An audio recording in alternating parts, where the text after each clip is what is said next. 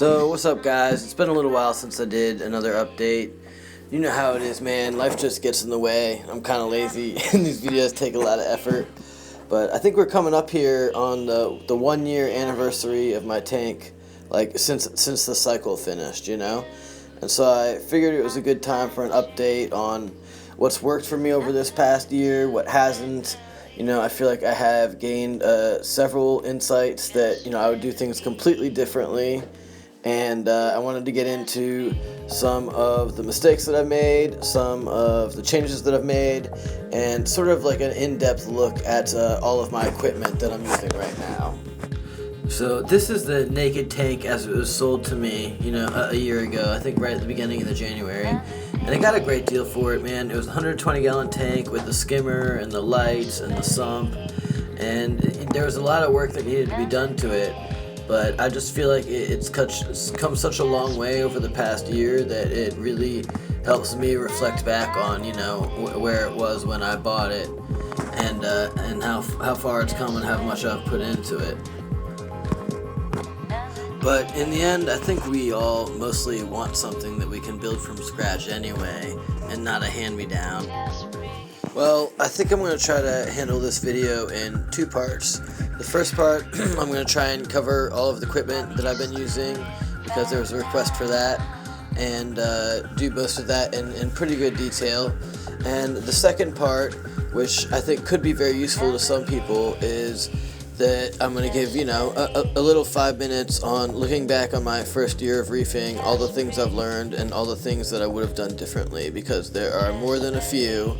And, I feel like there are valuable lessons there for anyone else who might be starting off here.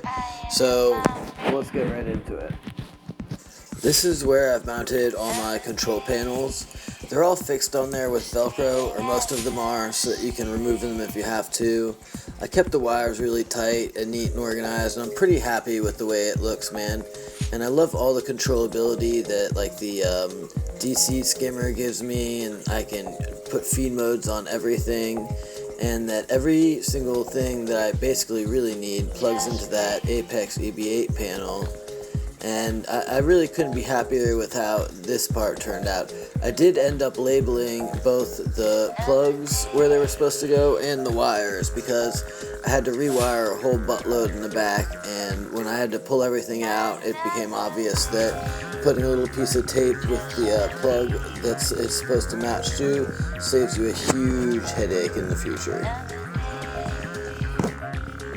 And for the quick equipment rundown on there, I have the Ice Cap Gyre, I think it's a 3K. I have a DCP 10,000 Jebao return pump, which I run really only at half power. I have a Tunes oscillator, the bigger sized one, I think it's the 5017. I have a Phoenix 300 heater, and I have this new RLSS DB10i protein skimmer, and I run all this through an Apex EL. And I can't forget the new Jebao 4-channel dosing pump, which is hooked into the Apex too. I also have a secondary powder strip mounted underneath the stand for random LED lights and random pumps, but those are the things that I run through the Apex. But the real accomplishment for me was getting my ass back behind the stand to clean up the huge wire mess I had back there. And look, I'm a little dude, but it is so cramped back there, and cleaning up the wire mess behind turned into such a headache. But I mounted all the transformers onto the side to try to keep them high up. I put drip loops and everything. I tightened it all up as much as I could. And in the process, I had to pull out, all the main plugs from the Apex, which is what gave me the idea to label them, so I could always I would know where to put them back in. And I think you see my leak detection system back there, and then that double GFO tube is actually what I use for my carbon scrubber for the intake for the skimmer. But it looks a lot nicer back there, and I'm proud of it. So then it was time to start working on my dosing pumps, And I knew that I was getting the Jabeo, like the cheapest Chinese one, so my expectations weren't set that high. But I wasn't really disappointed, man. The first time I set it up, I used like airline tube from Walmart, and I didn't secure the ends really well.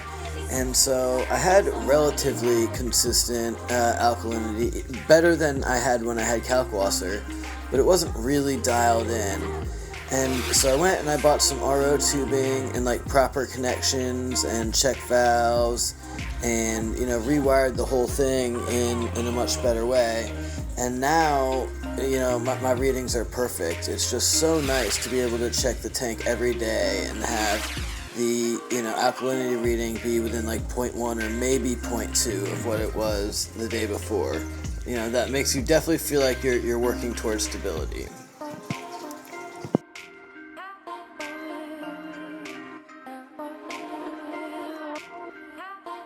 Now, this is the Aqua C 180 EV that I just could not get to work for me, man. I don't know if the pump wasn't working right, or I just couldn't get it dialed in right, but I never got a productive amount of skimmate out of there, which I believe was part of the nutrient problem that we'll talk about in a moment. So I ended up going and getting a much better skimmer, like a RLSS DB10, and it's doing a great job. So I think the only two pieces of equipment left to talk about are the return pump. I think I got the Jabeo DC 12,000 or something. Everybody says they get mixed reviews, but I've had nothing but a good experience with mine. I can dial it up, I can dial it down. It's got feed mode, it's quiet. And the other equipment is the ATO. The tunes the ATO, but nobody has any complaints about those. The optical eye would get a little crusty if I was dosing my Kalkwasser directly into that chamber, but that's my only complaint with that. But those are both also great pieces of equipment. And using these fittings for RODI line, the 1/4 inch RODI line, and using that line is way better idea than just using the cheap stuff that you get at PetSmart, because I feel like that's airline tubing. And when I first started setting up the dosers, I was getting all sorts of air bubbles in there and inconsistent readings, but that seems to have gone away since I switched to the airline tubings and the proper connections. I will say that the Jabeo dosing pump isn't perfect, but I think you pretty much know that when you're buying one of those. So even when calibrated perfectly, for every 10 grams that it reads, that it puts of calcium, it really puts like 9.5, and for alkalinity for every 10, it's really closer to 10.5. But because it does that consistently, you can just factor that into your dosing calculations, and then everything still stays pretty level. And I'm also dosing magnesium and ESVB+. I also made sure to add check valves towards the end of these lines, and not the cheap airline check valves, but like the good ones that are made for RO tubes, so that you don't ever have a back siphon and worry about that, because that was another problem I was having with the cheap ones. I also made the decision eventually to get rid of the refugium. When I was watching all the BRS videos, I had planned on Chaetomorpha for being my main nutrient export method, but in practice I just couldn't make it work in my tank. Eventually the Chaeto it would grow to a nice sized ball, and then it would get sort of like wispy and gray and just sort of start dying away. And at that point I think it was releasing nutrients back into my tank as opposed to taking them out of my tank. I should have got some pics, but after a while the whole thing got covered in green hair algae, and the green hair algae was even outcompeting the Chaeto, and it was just a big old green bucket. So I said, you know what, I'm taking the light out. I know that Worldwide Corals uses no pox and a skimmer and no refugium, and they have great results, so I'm going to try the same thing. And more or less, it's worked with enough patience. I mean, obviously, when I cut off the light and the refugium, all of that algae migrated to the display tank. And at first, it sort of settled in the rocks. My rocks had a lot of algae. And then eventually, it went down to the sand bed. And when I started adding Vibrant, it really, really started to go away. And I think I'm on week 5 of the Vibrant treatment out of 9 now, and the problem is almost gone. But in the end, it was really that refractometer that came closest to crashing my tank. But we'll have to touch on that next time. There's a lot more to get into here, but I'm going to break it into 2 videos so they're not, mind-numbingly long.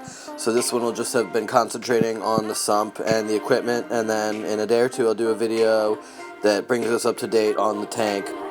You could see in this video some of the algae that had moved onto the sand bed, but really, even by the time these videos were taken, it was much better. But yeah, that's the 1 month tour of my sump. And give me a few days here, or the 1 year, sorry, and I'll come back and we'll give you a 1 year tour on the top of the tank too, which is the part that, I think is more interesting.